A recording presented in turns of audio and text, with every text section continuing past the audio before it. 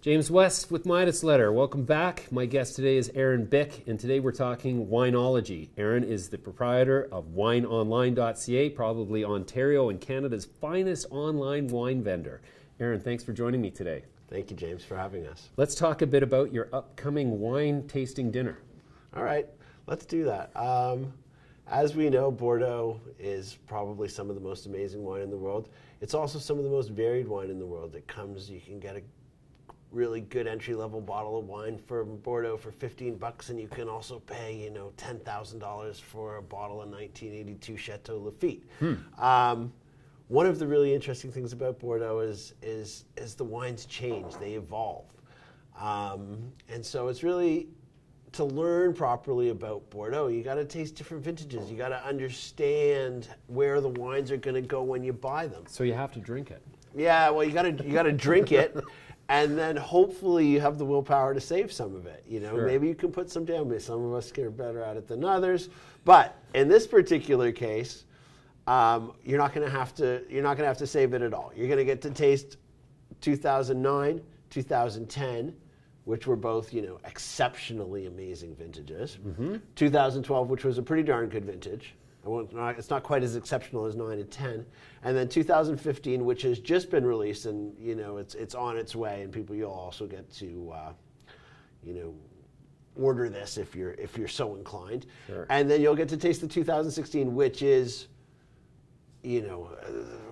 one of the most highly acclaimed vintages of the century today. Okay. And so this is what date and where is it? So this is January 16th at La Société in Yorkville in Toronto. I believe it's 121 Bloor Street West. The chef paired up for a 4-course dinner to these wines, and it's going to be pretty out of this world. So a tasting menu with a flight of Bordeaux wines for $250 per person on January 16th at La Société on Bloor Street. That's correct. Excellent. And not only that, it's you're going to get to see some pretty interesting people there, because there's a good group of folks that like to drink great Bordeaux, and it's going to be, not only will it be great food, great wine, but you'll get to be surrounded by some pretty fun people. Excellent.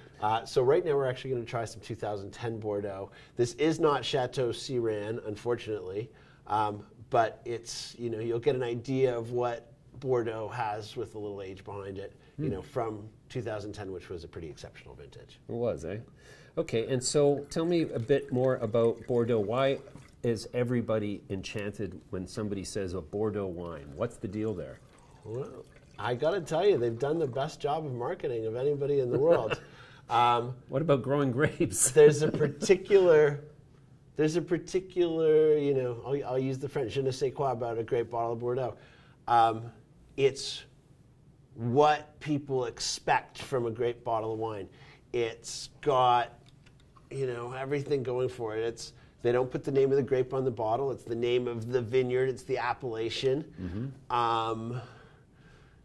They've just done an amazing job, and they've created scarcity. Or the perception thereof, perhaps. We'll call it the perception thereof, because they do make an awful lot of wine.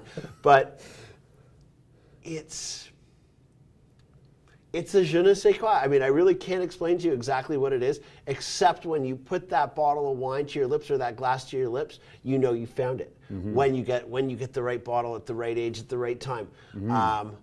The trick is finding it, getting it, leaving it to age, and discovering which is it that you like. Do you like the right bank? Do you like the left bank? Do you like your Bordeaux 10 years old?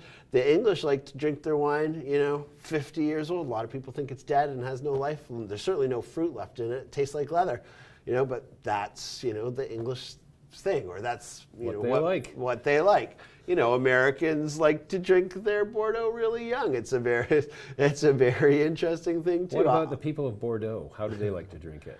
They like to drink it somewhere in the middle, which is sort of when I like to drink it. I mean, I can't drink really young Bordeaux. It's too much. It's too slappy in the face. It's like chewing on a wood barrel. That doesn't sound very tasty. And then once it gets too old, you lose the fruit, which is to me some of the magic. A lot of the magic in the wine is in the fruit. You bet. So this wine that we're drinking now is a Bordeaux, and where does it sort of stand in the ranking of Bordeaux generally? Well, this is a second wine of Château Siran, which is, they're pretty prestigious.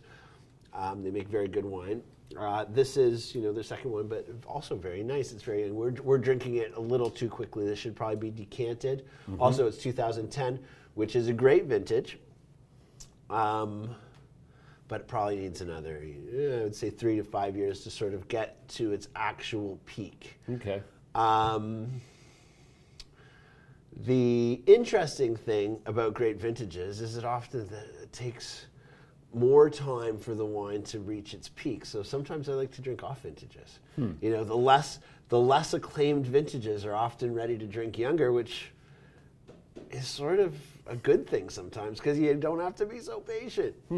So if you want to learn more about Bordeaux, join us at La Société on January 16th on Bloor Street in Toronto.